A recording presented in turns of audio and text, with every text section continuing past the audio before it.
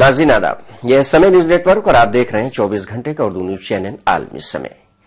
World cup cricket 2015 का इंतजार अब खत्म हो चुका है और जैसा कि आपको मालूम है कि वर्ल्ड कप क्रिकेट 2015 शुरू हो चुका है और इसी से मुतालिक इस खास प्रोग्राम में मैं हाजिर हूं शबाब अनवर। इस प्रोग्राम में हम बात करेंगे पहले दिन हुए 2 आलमी कप मुकाबलों की और उसके बाद बात करेंगे हिंदुस्तान और पाकिस्तान के दरमियान इतवार को खेले जाने वाले मुकाबले की भी। और इस दौरान बातचीत के लिए हमारे साथ आज स्टूडियो में मौजूद हैं आलमी समय के मुल्क के उभरते हुए क्रिकेटर तारिक अनवर सिद्दीकी। हम आपका इस्तकबाल करते हैं, जबकि फोन लाइन पर हम बात करेंगे अपने क्रिकेट एक्सपर्ट फजल इमाम मलिक से। तो आइए शुरू करते हैं आलमी cup cricket 2015।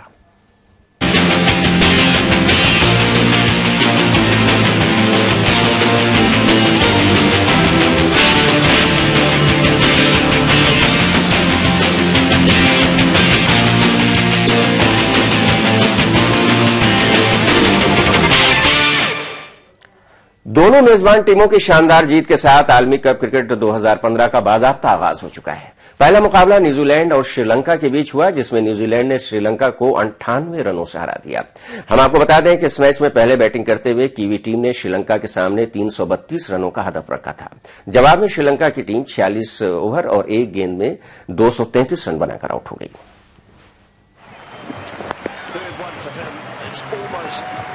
In the block hole, but is it just? And he's out. Big size. Saranga, Blackmore, Horsland.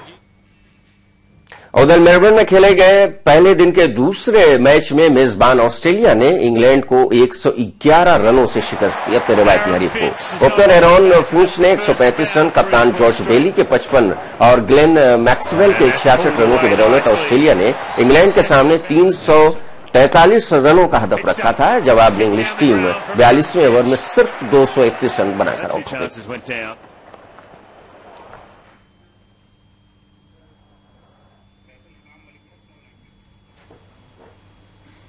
Senior sports journalist फजल इमाम मलिक साहब इस वक्त फोन लाइन पर मौजूद हैं और हमारे साथ स्टूडियो में मौजूद हैं होनहार क्रिकेटर और उभरते हुए क्रिकेटर तारिक अनवर सिद्दीकी। हम इन दोनों से बात करेंगे। सबसे पहले फजल साहब से बात करते हैं। फजल इमाम मलिक साहब, न्यूजीलैंड और ऑस्ट्रेलिया दोनों ने 300 का से बड़ा स्कोर खड़ा किया और अपना अपना पहला मैच जीता और एक खास बात यह है कि एक एशिया का एक मजबूत दावेदार श्रीलंका को पहले मैच में पटकनी खानी पड़ी है। किस तरह की शुरुआत मान रहे हैं आप?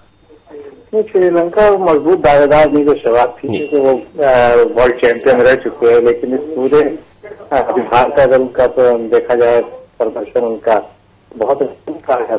आप देखिए हिंदुस्तान में ही टीम आई थी, उसको हमने वाइस पास करके भेजा था। तो इनका परफॉर्मेंस अभी हाल के दिनों में श्रीलंका का बहुत अच्छा नहीं रहा था। दोनों मैचों की सबसे बड़ी बात ये रही कि ओपनरों ने बहुत अच्छी ये आप देखिए रॉन फिंच ने बहुत लंबी पारी खेली और न्यूजीलैंड और श्रीलंका के मैच में न्यूजीलैंड के ओपनरों ने 111 रन के स्टैंड किया। तो जाहिर है कि जब तक आप बड़ा स्टैंड नहीं करेंगे ओपनिंग जोड़ी को तो बहुत जिम्मेदारी बाद के बाद बल्लेबाज जो है उसको आगे बढ़ाएंगे। तो दोनों टीमों ने ये जिम्मेदारी निभाई। दोनों टीमों के ओपनरों ने बड़ी पारियां खेली और बाद के बल्लेबाजों ने उस स्कोर को 300 के पार पहुंचाया। तो जिस तरह से हाई स्कोरिंग मैच हुआ, पहले दिन गेंदबाजों को काफी पसीने बहाने पड़े, तो आपको क्या रहा है कि इसी तरह के स्कोर वाला मैच आगे भी होगा? क्योंकि जिस तरह का बैटिंग ट्रैक नजर आया वो काफी अच्छा था, मतलब कि बैट्समैन के लिए। तो देखिए क्योंकि जिस तरह से कवानीन में तब्दीली लगातार हो रही है क्रिकेट, तो उसमें गेंदबाजों के लिए बहुत कुछ है नहीं।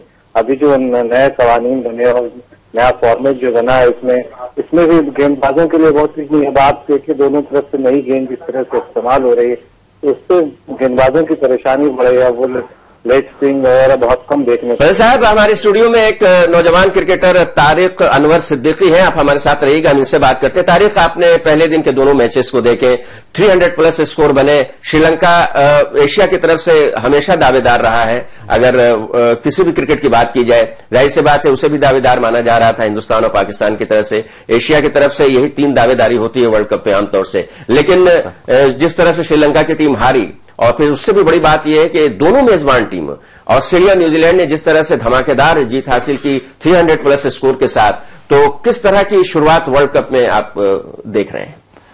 मुझे आज ये मैच देख के ये पता लगा कि ऑस्ट्रेलिया और न्यूजीलैंड जो है उनका वो होम ग्राउंड है, तो उनको इस बात का एडवांटेज रहेगा। जी। रही बात श्रीलंका की, तो वो हमेशा वर्ल्ड कप में अच्छा परफॉर्मेंस दिया। आज पहला गेम था जो उन्होंने हारा, लेकिन मुझे ऐसा लगता है कि वो जल्दी बाउंस बैक करेंगे और बहुत जल्दी उन लोग कम बैक कर लेंगे। नेक्स्ट गेम आप देखेंगे वो नए एटीट्यूड के साथ आएंगे, बड़े पॉजिटिव दिखेंगे। हाँ, क्या है कि बहुत स्ट्रगलिंग टीम है, बहुत स्ट्रगल करते हैं श्रीलंका के क्रिकेटर और हमेशा दावेदारी उनकी मजबूत रही है। लेकिन एक खास बाजू जैसे आपने कही कि होम ग्राउंड है, जाहिर है उसका फायदा दोनों ही टीमों को मिलेगा और पहले ही दिन मिल गया। लेकिन जिस तरह से न्यूजीलैंड और ऑस्ट्रेलिया के बैट्समैन ने रन्स बनाए, लेकिन मुखालिफ टीमें थी उस तरह से रन्स नहीं बना पाई। क्या वजह इसकी खास तौर से आप मानते हैं? दोनों बॉलिंग्स अच्छी हुई ऑस्ट्रेलिया न्यूजीलैंड की तरफ से, या फिर गैर जिम्मेदाराना तरीके से खेले? खासतौर से श्रीलंका के बैट्समैन उस तरह से नहीं खेल पाए जिस तरह से खेलने के लिए वो मशहूर हैं। आप अगर गौर फरमाएंगे तो देखेंगे कि विकेटें थोड़ी उछाल भरी हुई थी और ऑस्ट्रेलियन और न्यूजीलैंड को इस काइंड ऑफ विकेटों पे खेलने की आदत होती है। हमारी जो एशियाई विकेटें हैं वो थोड़ी लो रहती है, थोड़ी बॉल रुक के आती है, तो श्रीलंका को इस टाइप की विकेटों पे खेलने की आदत है। मुझे लगता है इस वजह से थोड़ा ऐसा हुआ। लेकिन फजल साहब, तारिक का कहना है कि बिल्कुल सही कहा उन्होंने कि चूंकि होम ग्राउंड है और इस तरह के विकेटों पर खेलने की आदत भी रही है, पहले दिन जो मैसेज दिया है इस शानदार जीत के साथ दोनों ही मेजबान टीमों ने, तो आप किस तरह से देखते हैं इससे आगे जो होने वाला मुकाबला होगा? जाहिर सी बात है काफी दिलचस्प होगा, लेकिन सिर्फ जो दूसरे मुल्कों के बॉलर हैं उन्हें अच्छी परफॉर्मेंस करनी होगी, बल्कि बैट्समैन को भी चौकन्ना रहना पड़ेगा, क्योंकि विकेट्स जैसे कि खबरें मिल रही हैं, बहुत ही ऐसी विकेट मिल रही हैं जो कि बैट्समैन के लिए काफी साजगार होने वाली हैं। नहीं, देखिए, चौकन्ना तो सभी टीमों को रहना होगा, श्रीलंका हो, हिंदुस्तान हो, पाकिस्तान हो या दूसरी। लेकिन लगता है कि जो 7-8 टीमें हैं जो टेस्ट ममालिक जो खेलती है वो क्वार्टर फाइनल में पहुंचेंगी। तो जिस तरह का फॉर्मेट है, इसलिए बाउंस बैक करे श्रीलंका या ना करे ये बहुत मायने नहीं रखता है, क्योंकि श्रीलंका, लेकिन आप श्रीलंका का स्वभाव अगर आप परफॉर्मेंस देखिए, प्रैक्टिस मैच में भी वो आ रही है बांग्लादेश जैसी छोटी टीमों से थोड़ा तो स्ट्रगल कर रहे हैं। अभी इसकी बल्लेबाजी भी स्ट्रगल कर रही है। चलिए हम न्यूजीलैंड पर आते हैं। न्यूजीलैंड तसलसल के साथ बेहतरीन परफॉर्मेंस कर रही है और न्यूजीलैंड को वर्ल्ड कप जीतने के एक मजबूत दावेदारों में माना जा रहा है। जिस तरह से पाकिस्तान को हराया ऑस्ट्रेलिया ने, जिस तरह से हिंदुस्तान को हराया, उसी तरह से पाकिस्तान को न्यूजीलैंड ने हराया और लगातार अच्छी परफॉर्मेंस। बहुत सारे स्टार क्रिकेटर नहीं हैं, उसके बावजूद न्यूजीलैंड की खास तौर से बात की जाए, न्यूजीलैंड किस फ्रेम ऑफ माइंड के साथ इस टूर्नामेंट में उतरी? क्योंकि बहुत सारे एक्सपर्ट का कहना है कि न्यूजीलैंड हो सकता है चुपके चुपके इस बार कप ले जाए। न्यूजीलैंड इस बार बहुत मजबूत दावेदार ऑस्ट्रेलिया और न्यूजीलैंड को, क्योंकि एक तो होम एडवांटेज उनको मिलेगा इसमें। दोनों मेजबानों का अगर मुआवजा किया जाए, कंपेयर किया जाए, तो आप किसको बेहतर मान रहे हैं इस वक्त? नहीं, अभी तो जिस तरह की खेल ऑस्ट्रेलिया खेल रहा है, शबाब ऑस्ट्रेलिया में आप देखिए 1 to 10 बल्लेबाज। आज अभी जबकि माइक क्लार्क और फातनर बाहर है, 342 के आस पास रन ले जाते हैं और उसके गेंदबाज देखिए मिचेल मार्श आप 5 विकेट लेते हैं। हालांकि फिन ने भी 5 विकेट लिया, लेकिन दोनों के 5 एक ने मैच जितवाया, दूसरे को बहुत ज्यादा फायदा नहीं है। इस तरह की चीजें हैं। पहली हैट्रिक आज हुई तो बहुत कुछ पहले ही दिन हो गया, बहुत सारे बड़े स्कोर्स बने, अच्छी शराकतें हुई, पहली हैट्रिक भी बन गई। तारिक वन डाउन बैट्स में बैटिंग करते हैं और इस वक्त दिल्ली लीग के लिए भी खेल रहे हैं और उनकी नजर वर्ल्ड कप पर है। तारिक अनवर सिद्दीकी, आपको क्या लगता है कि जिस तरह की शुरुआत हुई है, जैसा कि फजल भाई ने बताया और हम लोग ने भी देखा कि जो ओपनिंग जोड़ी थी उसका बहुत बड़ा रोल रहा, तो ओपनिंग जोड़ी अगर ज्यादा देर विकेट पर टिकती है, जो वन डाउन बैट्समैन आता है, आप भी वन डाउन खेलते हैं, तो उसका प्रेशर कितना कम हो जाता है अगर बड़ा स्कोर अगर बनता है ओपनिंग जोड़ी के जरिए? अगर ओपनिंग स्टार्ट अच्छा मिलता है तो पूरे टीम से प्रेशर खत्म हो जाती है और वन डाउन बैट्समैन के लिए भी बहुत आराम हो जाता है कि वो आके तुरंत अपना शॉट खेल सकता है। ओपनिंग अगर लॉन्ग टर्म तक स्टे करते हैं तो उससे हमें ये पता चल जाता है कि विकेट जो है वो कैसी बिहेव कर रही है, तो उससे बहुत फायदा होता है। अगर ओपनिंग ज्यादा देर तक स्टे करे और ज्यादा से ज्यादा स्कोर करे तो टीम को बहुत फायदा होता है। चलिए पैडअप हो जाते हैं ओपनर्स के साथ ही वन डाउन बैट्समैन भी, आप भी ऐसा ही करते होंगे कि जाहिर सी बात है पहली गेंद पर ही हो सकता है उन्हें जाना पड़े बैटिंग करने के लिए, लेकिन टीम की यह कोशिश रहती है कि वन डाउन पैडअप करके अगर ज्यादा देर तक बैठा रहे ड्रेसिंग रूम में तो ज्यादा बेहतर होगा। हम न्यूजीलैंड और ऑस्ट्रेलिया की बात कर रहे थे, दोनों ही टीम ने बेहतरीन क्रिकेट खेली। खासतौर से अगर बैटिंग की बात की जाए, आपने पूरा मैच देखा, एज ए क्रिकेटर आप इन दोनों जो जीत हुई है किसको अच्छी जीत मान रहे हैं, न्यूजीलैंड की जीत या ऑस्ट्रेलिया की जीत? जी, ऑस्ट्रेलिया की जीत में अच्छी जीत मान रहा हूँ, क्योंकि उनका जो टीम है वो बहुत बैलेंस टीम है। उनका बॉलिंग बहुत ही स्ट्रांग है, बैटिंग बहुत ही स्ट्रांग है, फील्डिंग भी आप देखेंगे तो बहुत ही स्ट्रांग है। न्यूजीलैंड एक स्टेज पे जाके वो चौकर्स माना जाता है उन्हें, वो सेमीफाइनल तक जाते हैं फिर अचानक कॉलेप्स कर जाते हैं, पर ऑस्ट्रेलिया जो है वो बड़े गेम में बड़ा कॉन्फिडेंस से खेलते हैं। तो चलिए, एक बहुत अच्छी बात कही है फजल इमाम मलिक साहब, हमको लगता है कि आप इसकी तारीफ करेंगे कि कंसिस्टेंसी नहीं है न्यूजीलैंड में। क्वार्टर फाइनल सेमीफाइनल से पहले लुढ़क जाती है और लीग में बहुत अच्छा परफॉर्मेंस करती है। तारीख ने बिल्कुल सही कहा, हम लोगों ने पहले भी देखा है। क्या इस बार कुछ उम्मीद है ऐसी? नहीं, देखिए अभी जो जिस तरह का परफॉर्मेंस है, तो ये अगर टीम फाइनल में पहुंचे तो कोई बहुत हैरत नहीं होनी चाहिए। देखिए उसका मैकुलम है, कोरी एंडरसन है, और सबसे दोनों टीमों की बात करें तो सबसे बड़ी चीज सवाल यह है कि दोनों के पास जो बेहतरीन ऑलराउंडर है, जो रन रेट को वक्त पड़ने के बढ़ा भी सकते हैं और गेंदबाजी भी अच्छी करते हैं। एंडरसन ने आज जो विकेट लिए, मैक्सवेल ने विकेट भले में लिया, लेकिन 40 बनाकर उन्होंने 342 रन का स्कोर पहुंचाने में बहुत बड़ा रोल अदा किया है। और ये सारी दोनों टीमों के पास कुछ प्लस पॉइंट है। फील्डिंग ऑस्ट्रेलिया की बहुत अच्छी है, आपने देखा जिस तरह से आज 2-3 कैचेज जो लिए, स्टार्क ने लिए, हेडर ने लिए, स्मिथ ने जो कैच लिए, उन कैच इंग्लैंड की हालत खस्ता हुई। तो जी, बिल्कुल सही कहा आपने। फजल इमाम मलिक साहब बता रहे थे कि हर सेक्शन में बहुत ही अच्छी परफॉर्मेंस की है दोनों ही टीमों ने। तारीख, जब मेजबान टीमें अपने लोगों के सामने, अपने शायकीन के सामने, अपने मैदान पर जब शुरुआत अच्छी देती हैं तो काफी हौसला बढ़ता है। आपने देखा किस तरह से स्टेडियम भरा हुआ था, और क्रिकेट में तो ऐसा नजारा देखने को मिलता है, खासतौर से ऑस्ट्रेलिया और मेलबोर्न क्रिकेट ग्राउंड में अगर कोई मैच हो और अगर सीट खाली रहे तो जाहिर सी बात है वो हैरत की बात होती है। कोई भी मैच हो, मैच दूसरा भी होगा तब भी वहां बहुत ज्यादा शायकीन आते हैं। ये जो शुरुआत हुई है एक अच्छे मैसेज के साथ कि ज्यादा से ज्यादा एग्रेसिव होकर क्रिकेट खेली जाए, ये वर्ल्ड कप का एक पैगाम न्यूजीलैंड और ऑस्ट्रेलिया के क्रिकेटरों ने दिया है। जी बिल्कुल, आज आप देखेंगे तो गेम बहुत चेंज हो चुका है। आज 300-400 रन बनते हैं, और एक टाइम था कि जब 300-400 रन बन जाते थे तो अपोनेंट्स ऐसी उम्मीद छोड़ देता था कि अब उसे लगता था अब चेस नहीं होगा। लेकिन आज का क्रिकेट, हमने तो वनडे में यह भी देखा है कि रोहित शर्मा 264 रन बनाते हैं और अपोनेंट टीम उतना स्कोर भी नहीं खड़ा कर पाती, रोहित शर्मा का स्कोर भी। तो जाहिर सी बात है, पहले बल्लेबाजी करने वाली टीम अगर बड़ा स्कोर खड़ा करती है तो उसे चेस करना बहुत मुश्किल होता है। हालांकि बड़े बड़े स्कोर चेस किए जा चुके हैं, लेकिन उनकी तादाद बहुत कम है। तो टॉस आपको क्या लगता है कि इस पूरे टूर्नामेंट में बहुत अहम रोल अदा करेगा? जी, टॉस तो हमेशा बहुत अहम रोल अदा करता है, लेकिन टॉस जीत के डिसीजन सही लेना भी बहुत जरूरी है। अगर सुबह दिखते घूमेंगी उस टाइम अगर आप बैटिंग कर लोगे तो आपके लिए बहुत प्रॉब्लम हो जाएगी। तो बेटर यही है कि मतलब अकॉर्डिंग टू विकेट डिसाइड करे कि बैटिंग करना है कि बॉलिंग करना है। तो चलिए, ऑस्ट्रेलिया ने अपने रवायती हरीफ को हराया है कुल मिलाकर इंग्लैंड को, जैसा कि हम जानते ही हैं दोनों में बहुत ज्यादा ठनती है। और हम रवायती हरीफ की बात इसलिए कह रहे हैं कि अपने दूसरे सेगमेंट में जब हम आएंगे तो 2 रवायती हरीफ की बात हम करेंगे। और 2 रवायती हरीफ कौन है आपको मालूम है कि संडे को क्या होने वाला है? संडे को बहुत ही हाई टेंशन क्रिकेट मैच होने वाला है वर्ल्ड कप का, यानी कि 15 फरवरी 2015 वर्ल्ड कप का सबसे हाई टेंशन वर्ल्ड कप माना जा रहा है। और ये भी बताया गया है कि इस वर्ल्ड कप को देखने वालों की मुख्तलिफ तरीके से जो देखेंगे रिकॉर्ड तादाद होगी, अरबों में जा सकती है लोगों की। ब्रेक के बाद जब हम लौटेंगे तो हम इंडिया और पाकिस्तान के दरमियान जो खेले जाने वाला है इतवार का मैच, उसके बारे में तस्करा करेंगे। स्टूडियो में तारिक मौजूद होंगे और फोन लाइन पर हमारे साथ हमारे एक्सपर्ट फजल इमाम मलिक मौजूद होंगे। फौरन लौटते हैं।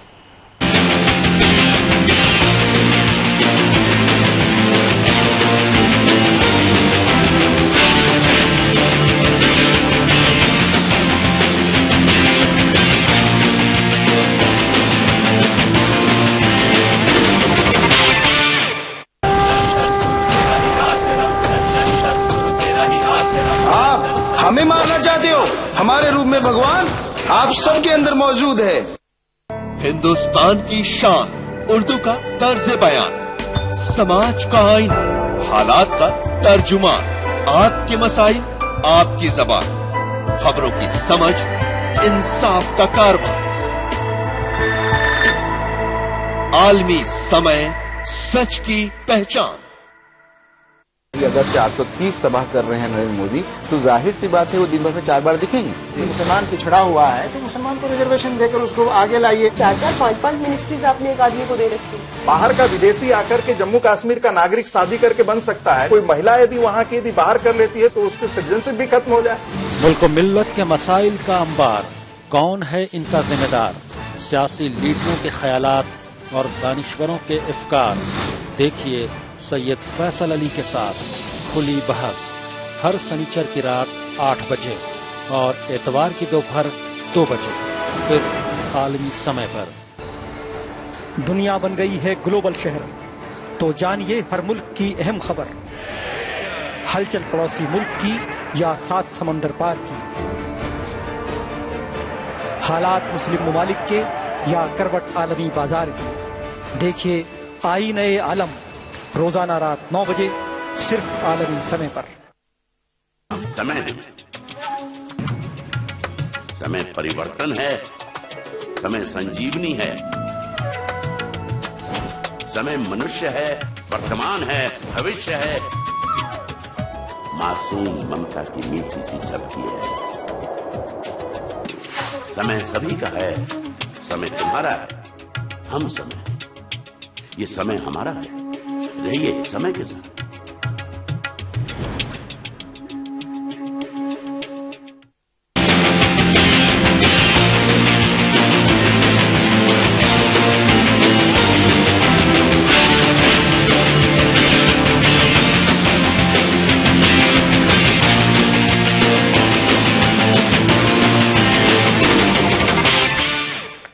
वक्त के बाद एक बार फिर आपका खैर मकदम है। आप देख रहे हैं हमारा खुसूसी प्रोग्राम वर्ल्ड कप 2015। स्टूडियो में मौजूद हैं क्रिकेटर तारिक अनवर सिद्दीकी और फोनलाइन पर हमारे साथ रहेंगे मौजूद फजल इमाम मलिक साहब।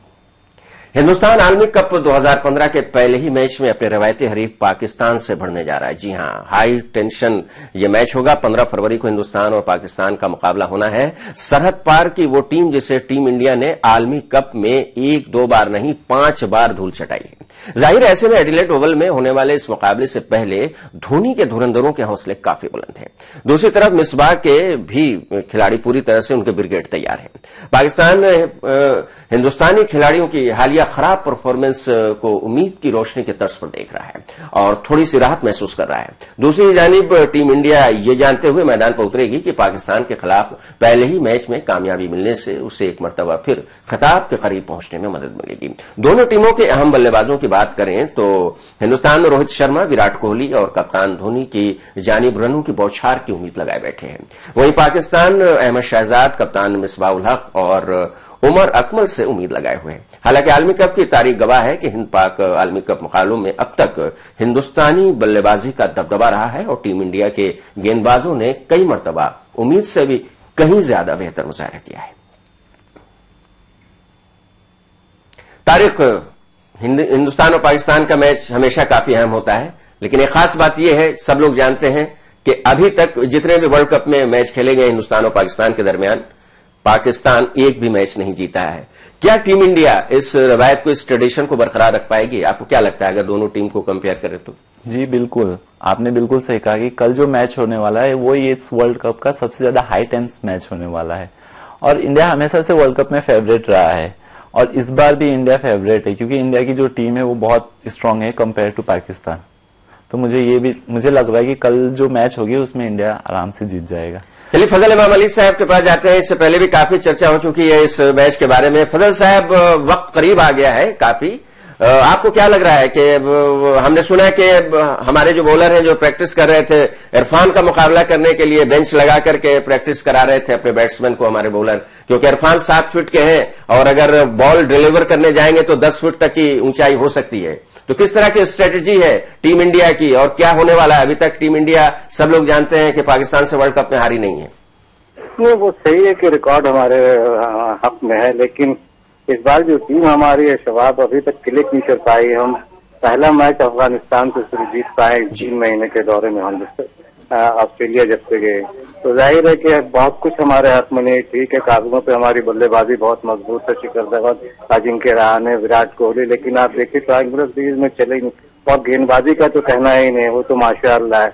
6 ओवरों में जिस तरह से रन जुटाते हैं उनके पास उनकी न उछाल और लंबाई न तेजी है और न स्विंग है। तो जब तक आपके पास स्विंग है, सबसे बड़ी जो हिंदुस्तान का ड्रॉबैक है, एक अच्छा ऑलराउंडर नहीं है। अगर आप 2011 का देखिए, उससे पहले तो युवराज सिंह ने 2011 अपने बूते अपने ऑलराउंड परफॉर्मेंस की वजह से हिंदुस्तान को कप खिताब दिलवाया था। वो आयरलैंड के खिलाफ उन्होंने अच्छा खेला, स्कॉटलैंड के खिलाफ अच्छा खेला, वेस्ट इंडीज के खिलाफ उन्होंने अच्छा खेला और ऑस्ट्रेलिया के खिलाफ क्वार्टर फाइनल। तो 3-4 ऐसे मैच है जिसमें युवराज सिंह थे और बदकिस्मती से हमारे पास उन जैसा एक कोई भी ऑलराउंडर नहीं है जो मैच फिनिशर हो। ठीक है कि धोनी बड़े मैच फिनिशर होंगे, विराट कोहली, लेकिन आप बल्लेबाजी देखिए, बल्लेबाजी अभी तक क्लिक नहीं कर पाए। हालांकि अच्छी बल्लेबाजी मैं मानता हूं कि जिस दिन क्लिक कर जाएगी कई दूसरी टीमों गेंदबाजों को परेशानी में डाल सकती है। लेकिन एक बात और है जिस पर ज्यादा डिस्कशन नहीं हो रहा है, होना चाहिए, क्योंकि 5 बार जो हम जीते हैं पाकिस्तान के खिलाफ वर्ल्ड कप में, उसमें ज्यादातर मैचों में Sachin Tendulkar man of the match रहे। इस बार सचिन नहीं है, क्या असर पड़ सकता है टीम इंडिया पर? वो भी है, सचिन तेंदुलकर ही नहीं, बहुत सारे ऐसे खिलाड़ी नहीं है। सचिन तेंदुलकर नहीं है, मुनाफ पटेल नहीं है, जहीर खान नहीं है, हरभजन नहीं। पाकिस्तान के खिलाफ जीत में सचिन का अहम रोल रहा है। सचिन उन 5 मैचों में 3 बार वो मैन ऑफ द मैच रहे, ठीक है। लेकिन बहुत सारी टीम की अगर पूरी बात की, जो टीम जिस तरह से खेलती रहती थी अपने रिसोर्सेज में, वो ज्यादा बेहतर थे। अभी हम गेंदबाजी, आप देखिए गेंदबाजी हम कर ही नहीं पा रहे हैं। स्विंग हमारे पास नहीं है, जब तक स्विंग नहीं होगा आप ऑस्ट्रेलिया के उनके पिचों पर किस तरह से बल्लेबाजों को आउट करेंगे, मुझे नहीं लगता। आप अफगानिस्तान की टीम के खिलाफ 10 विकेट नहीं ले सके हमारे गेंदबाज। तो ये सबसे बड़ा कंसर्न है हमारा। अब कल क्या कर जाए पाकिस्तान के खिलाफ कहा नहीं जा सकता, टीम का कॉम्बिनेशन किस तरह से होगा, तो ये अभी देखना बाकी है। और चेस करना पसंद करेगी मुझे लगता है कि हिंदुस्तान की टीम, क्योंकि रिकॉर्ड ये भी है कि हम 4 बार चेस करते हुए जीते हैं। जी हाँ, बिल्कुल सही बात है। तो अभी तारिक बोल रहे थे कि टॉस अहम किरदार अदा करेगा, लेकिन सही फैसला होना चाहिए कि टॉस जीतने के बाद क्या कुछ किया जा सकता है। कभी कभी टॉस हारना भी काफी फायदेमंद साबित हो सकता है। आप तारिक किस तरह से देख रहे हैं? आप वन डाउन बैट्समैन हैं और जिस वक्त जो रोटेशन है और जो जिस तरह की बैटिंग लाइनअप है, अगर सीक्वेंस देखा जाए तो आपको क्या ख्याल है आपका, किस तरह की बैटिंग लाइनअप होनी चाहिए और कितनी मजबूती है हमारी बैटिंग लाइनअप में? क्योंकि बॉलिंग तो जाहिर सी बात है कमजोर है पाकिस्तान के मुकाबले में, ये सब मान रहे हैं। जी बिल्कुल, बॉलिंग बिल्कुल कमजोर है, लेकिन जो हमारी बैटिंग लाइनअप है वो बहुत ही स्ट्रांग है। और आज के मैच में हमने देखा कि बॉल ज्यादा घूम नहीं रही थी, बॉल अच्छे से बैटों पे आ रही थी। तो मेरे ख्याल से अगर हम कल टॉस जीतते हैं तो हमें बैटिंग करना चाहिए और ज्यादा से ज्यादा स्कोर करना चाहिए, क्योंकि पाकिस्तान जो है वो चेस करने में हमेशा से वो फ्लॉप हो जाते हैं। तो मुझे ये लगता है कि कल टॉस जीत के बैटिंग करे और ज्यादा से ज्यादा टारगेट दे, ताकि प्रेशर पाकिस्तान टीम पे हो, टारगेट ज्यादा से ज्यादा हो। और एक बात बहुत अच्छी आपने कही कि दोनों ही मैच जो न्यूजीलैंड और ऑस्ट्रेलिया ने जीता, उसमें जो दोनों मैच में हमने देखा कि बहुत अच्छे से आ रही थी बॉल बैट्समैन के पास, और हमने ये भी देखा कि रूम भी काफी मिल रहा था बैट्समैन को। और जो बैट्समैन को रूम मिलता है, बैकफुट पर जाके स्ट्रोक लगाने का जो चांस अगर मिलता है ज्यादा से ज्यादा, तो उससे उसके पास काफी वक्त होता है कि वो मनचाहा स्ट्रोक लगाए। ये एक अच्छी चीज है। हम उम्मीद करते हैं कि टॉस जीतने के बाद पहले बैटिंग करेंगे महेंद्र सिंह धोनी और एक बड़ा स्कोर खड़ा करके टीम इंडिया पाकिस्तान को चेस कराएगी, क्योंकि बिल्कुल सही कहा तारिक ने कि चेस करने में पाकिस्तान को परेशानी होती है, खासतौर से हिंदुस्तान के खिलाफ। बहुत सारी बातें हो रही हैं फजल साहब, हालांकि मैच जब तक शुरू नहीं हो जाता है और मैच खत्म नहीं हो जाता है, कुछ नहीं कहा जा सकता क्या होने वाला है। लेकिन जिस तरह से इन दोनों मैचों को हाइपर टेंशन बनाया जाता है, क्या अगर दोनों टीमें अगला मैच भी इसी तरह से खेले दूसरे मुल्कों के खिलाफ तो और ज्यादा फायदा होगा? इसी को क्यों ज्यादा कंसंट्रेशन क्यों रहता है इस मैच पर? अब बाजार पूरा मार्केट इसी पर लगा रहता है। दोनों पड़ोसी ममालिक है और एक जो रिश्ता है दोनों मुल्कों के बीच का, वो एक बड़ी वजह। आप सिर्फ हिंदुस्तान पाकिस्तान नहीं, आप देखिए कि ऑस्ट्रेलिया और इंग्लैंड के मैच भी इसी तरह साहब आज 90,000 लोग मौजूद थे, तो उससे समझा जा सकता है कि कितनी हाइप थी ऑस्ट्रेलिया और इंग्लैंड के मैच का। इसी तरह से ऑस्ट्रेलिया और न्यूजीलैंड के मैच का भी हाइप होता है। तो अच्छी टीमों के बीच मुकाबला देखना चाहते हैं लोग। आप देखिए कि साउथ अफ्रीका और हिंदुस्तान का मैच भी लोग देखेंगे, क्योंकि दो बड़ी टीमें जब खेलती हैं तो लोग देखना पसंद करते हैं। लेकिन यह है कि पाकिस्तान चूंकि हमारा पड़ोसी है, रिश्तों को लेके भी जो सवाल बार बार खड़े होते रहे पाकिस्तान के साथ, ये भी लेकिन हमारे प्राइम मिनिस्टर ने तो बड़ी अच्छी क्रिकेट डिप्लोमेसी अपनाई है। नवाज शरीफ साहब को फोन पर करके नेक ख्वाहिशात पेश किए उन्हें इस मैच के लिए, और भी दूसरे मुल्कों के सरबराहान के साथ बात की। ये शायद पहली बार वर्ल्ड कप में ऐसा हुआ है कि जब कोई क्रिकेट प्लेइंग नेशन जो कि वर्ल्ड कप में हिस्सा ले रहा है, तमाम शुरका के मुल्क के सरबराहान के साथ बातचीत कर रहा है टेलीफोन पर और कह रहा है कि भाई क्रिकेट बहुत अच्छी चीज है, क्रिकेट डिप्लोमेसी को बढ़ावा मिलना चाहिए, और फॉरेन सेक्रेटरी दौरे पर भी जा रहे हैं। तो इसे किस तरह से पॉजिटिव लेना चाहिए? मैदान के अंदर भले ही थोड़ा टेंशन है, लेकिन ये एक अच्छी बात है कि मैदान के बाहर बहुत ज्यादा टेंशन नहीं है। ठीक है कि शबाब ये पॉजिटिव चीज हम लेना चाहिए, लेकिन क्या क्रिकेट ही एक ऐसा खेल है जिसके खिलाड़ियों को वजीर आजम मुबारकबाद दे? एशियन गेम्स के खिलाड़ियों को उन्होंने कोई मुबारकबाद नहीं दी इस खेल में हिस्सा लेने से पहले।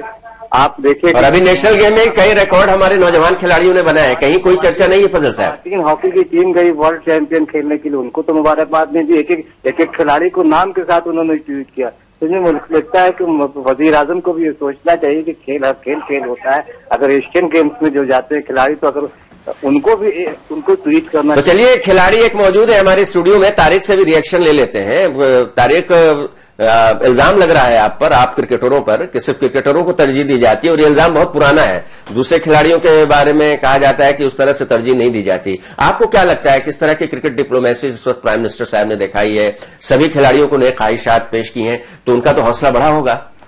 जी बिल्कुल, जैसे आपको पता होगा कि क्रिकेट वर्ल्ड कप जो बहुत बड़ा टूर्नामेंट है, तो इन्होंने इसमें, और हिंदुस्तान डिफेंडिंग चैंपियन है, ये सबसे अहम बात है। जी बिल्कुल, एशियन गेम से बड़ा टूर्नामेंट नहीं है क्रिकेट वर्ल्ड कप, बाजार की वजह से बड़ा है। जी cricket world cup Asian game से, ओलंपिक से बड़ा नहीं हो सकता है। बिल्कुल सही कहना है आपका, और बाजार मार्केट ने क्रिकेट को बहुत बड़ा बना दिया है। तो कहने का मतलब यह है कि अब जाहिर सी बात है बहस जारी रहेगी इतवार के सुबह तक, जब तक मैच शुरू नहीं हो जाता हिंदुस्तान पाकिस्तान का। लेकिन जब पहली गेंद डाली जाएगी और फिर आखिरी गेंद जो मैच की डाली जाएगी, वो फैसला करेगी कि होना क्या है। पहले आप कुछ भी कह लें कि ये होगा वो होगा, लेकिन मैच के दिन जो टीम अच्छा परफॉर्म करेगी, जाहिर सी बात है वही जीतेगी। और इसी के साथ हमारे प्रोग्राम का वक्त भी खत्म हो गया, और हम आपको इस बात का यकीन ये दिलाते हैं कि इस वर्ल्ड कप के दौरान हम तमाम तरह की जो खबरें हैं, जो रिजल्ट्स हैं, अपने प्रोग्राम के दौरान हम आपको बताते रहेंगे। हमारे साथ स्टूडियो में एक्सपर्ट रहेंगे और भी कुछ लोग रहेंगे।